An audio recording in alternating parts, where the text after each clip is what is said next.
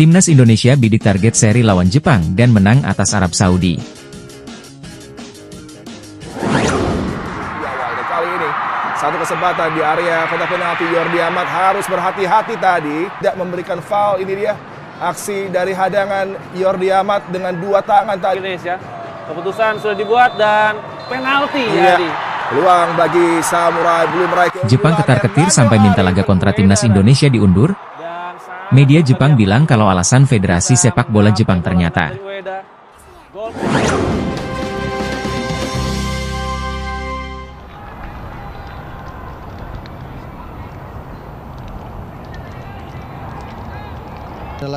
kick off babak pertama Indonesia versus Kuwait. Saya Tino Nugroho bersama dengan Bung Ma'ruf El-Rubi akan menemani Anda tentunya menyaksikan jalannya pertandingan di malam hari ini.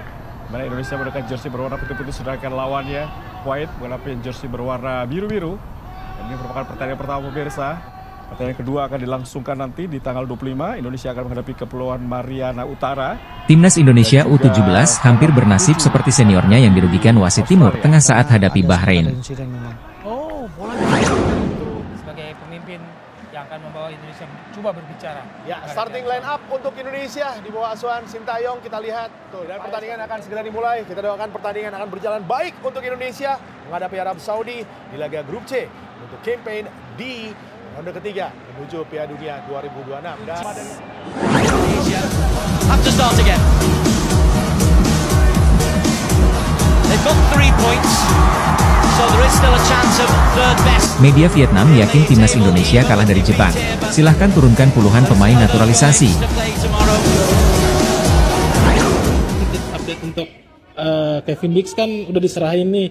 Nah, Pak Menpora bilang tadi mau langsung dikebut. Apakah bisa November main gitu? Pemerintah bersama PSSI kejar naturalisasi amunisi baru Timnas Indonesia jelang lawan Jepang. Kabinet baru hari ini.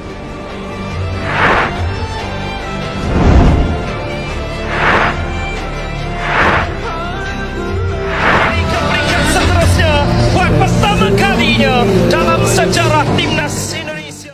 Timnas Indonesia bidik target seri lawan Jepang dan menang atas Arab Saudi. Timnas Indonesia akan melawan Jepang dan Arab Saudi pada laga grup C putaran ketiga kualifikasi Piala Dunia 2026 zona Asia. PSSI menargetkan kepada Shin Tae-yong agar Timnas Indonesia bisa meraih 4 poin dalam 2 pertandingan tersebut. Dijadwalkan, Timnas Indonesia akan melawan Jepang pada laga kelima grup C putaran ketiga kualifikasi Piala Dunia 2026 zona Asia di Stadion Utama Gelora Bung Karno, SUGBK, Senayan, Jakarta Pusat, Jumat, 15 November 2024. Setelah itu, tim Merah Putih akan menjamu Arab Saudi pada laga ke-6 grup C putaran ketiga kualifikasi Piala Dunia 2026 zona Asia di SUGBK. Selasa, 19 November 2024, Ketua Badan Tim Nasional, BTN, Sumarji, mengatakan bahwa ini akan menjadi pertandingan berat bagi Timnas Indonesia. Pasalnya, dua lawan yang dihadapinya nanti merupakan peserta Piala Dunia 2026. Jepang saat ini memuncaki klasemen sementara grup C putaran ketiga kualifikasi Piala Dunia 2026 zona Asia dengan mengemas 10 poin. Jepang meraih 3 kemenangan melawan Cina, Bahrain, dan Arab Saudi, serta imbang kontra Australia. Saat melawan Jepang, Sumarji berharap Timnas Indonesia bisa memetik 1 poin. Tentu saja ini berat, namun Sumarji akan meyakinkan anak-anak asuhnya untuk fokus melawan Jepang. Kehadiran supporter di SUGBK juga bisa menjadi penyemangat baru untuk Timnas Indonesia. Target 1 poin bisa didapatkan oleh Timnas Indonesia. Ya, kami bicara target realistis ya. Kalau melawan Jepang, minimal seri, kata Sumarji kepada awak media termasuk bolasport.com. Untuk melawan Arab Saudi, Sumarji meminta Timnas Indonesia bisa meraih kemenangan. Sumarji yakin, Timnas Indonesia bisa menang lawan Arab Saudi. Arab Saudi saat ini duduk di posisi ketiga dengan mengemas 5 poin.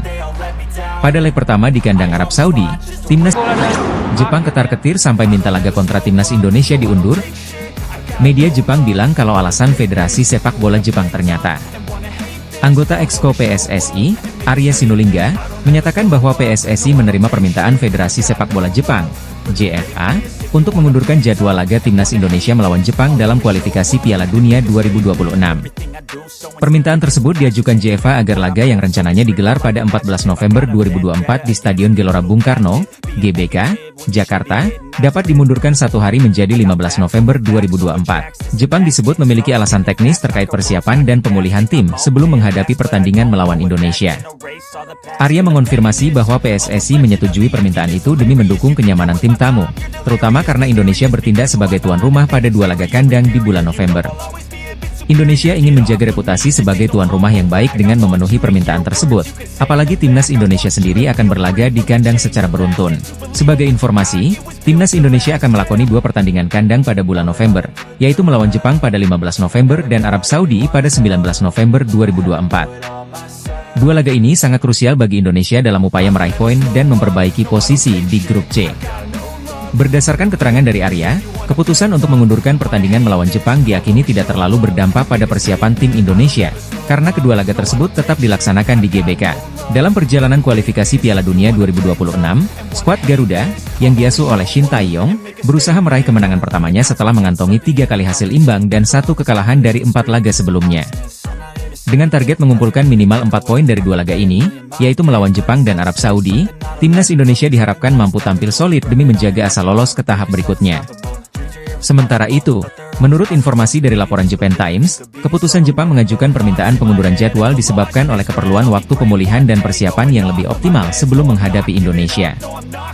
JFA menilai bahwa tambahan 1 hari akan membantu tim Jepang, yang datang dengan sejumlah pemain bintang Eropa yang baru bergabung beberapa hari sebelum pertandingan.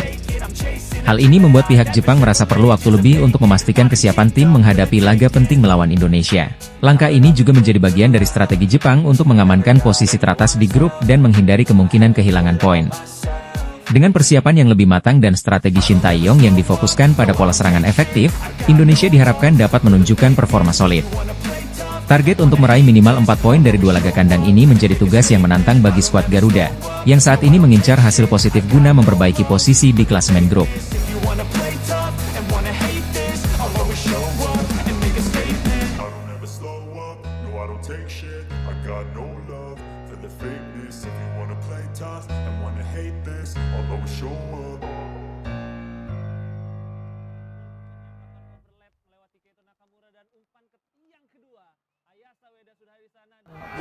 Dari mana saja pemain?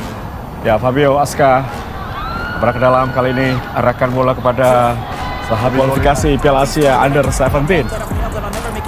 Kita lihat kali ini gol sudah lakukan ke tiang jauh. Wow, 1 gol kali ini dari Matthew Baker. Timnas Indonesia U17 hampir bernasib seperti seniornya yang dirugikan wasit Timur Tengah saat hadapi Bahrain. Timnas Indonesia U17 hampir bernasib seperti seniornya yang menderita kerugian karena keputusan wasit asal Timur Tengah saat menghadapi Bahrain. Skuad Garuda Asia sedang berjuang di kualifikasi Piala Asia U17 2025 pada saat ini, dengan bertanding melawan Kuwait pada Rabu, 23 Oktober 2024, malam waktu Indonesia Barat. Pertandingan yang berlangsung di Stadion Abdullah Al-Khalifah Al-Sabah, misref tersebut berakhir dengan manis untuk tim asuhan Nova Arianto. Timnas Indonesia U17 berhasil meraih kemenangan dengan skor tipis 1-0 dalam pertandingan ini berkat gol tandukan Matthew Baker pada menit ke-7. Bek tengah keturunan Australia Indonesia itu menyambut umpan sepak pojok Zaha Big Holy dan itu bertahan hingga pertandingan berakhir. Namun demikian, Timnas Indonesia U17 hampir gagal meraih kemenangan karena wasit asal Suriah, Amar Abu Alo, memberikan tambahan waktu melebihi yang seharusnya. Masa tambahan waktu yang diberikan adalah 8 menit, namun Abu Alo membiarkan laga terus berlangsung hingga melewati menit ke-100.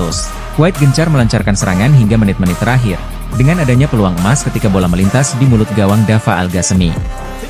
Beruntung, bola masih melebar dari gawang dan keunggulan untuk Garuda Asia terjaga hingga pertandingan berakhir.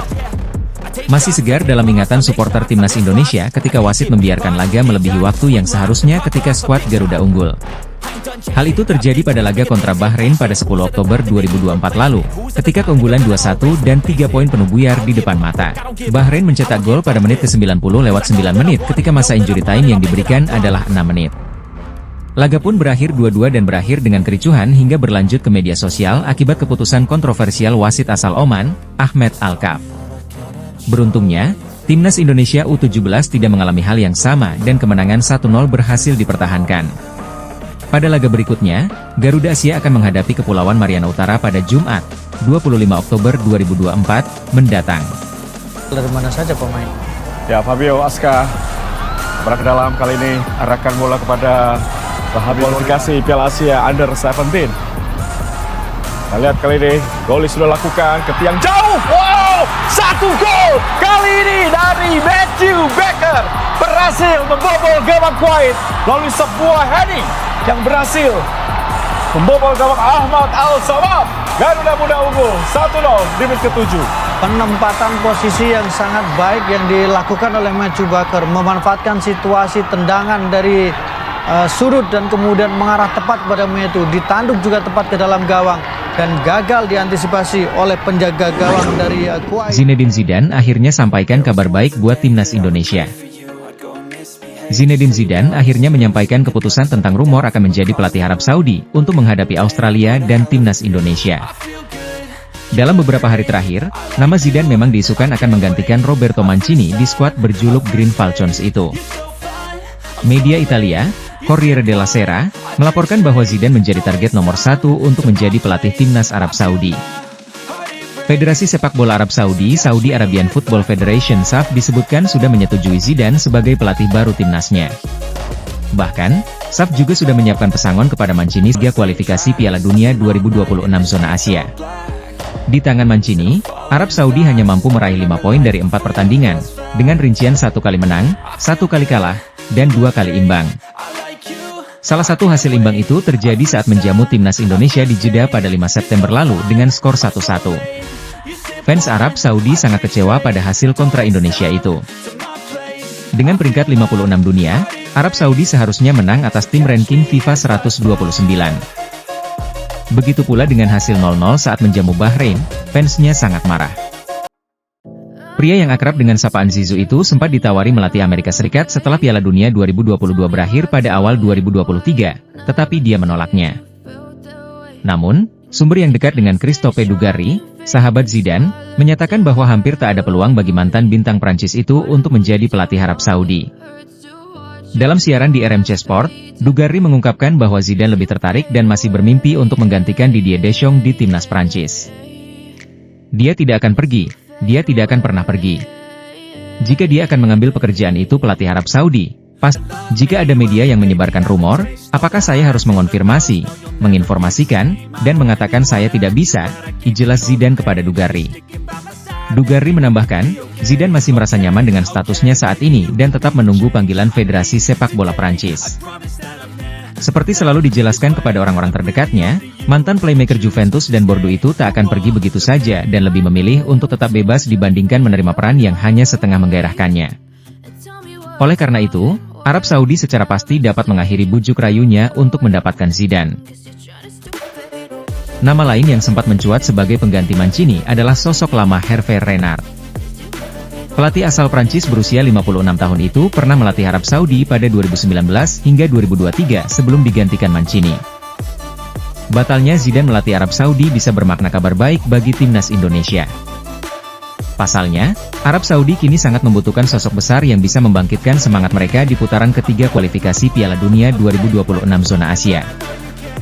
Timnas Indonesia akan menjamu Arab Saudi pada 19 November 2024 di Stadion Utama Gelora Bung Karno, Jakarta. 5 hari sebelum itu, Green Falcons bertandang ke markas Australia di Melbourne.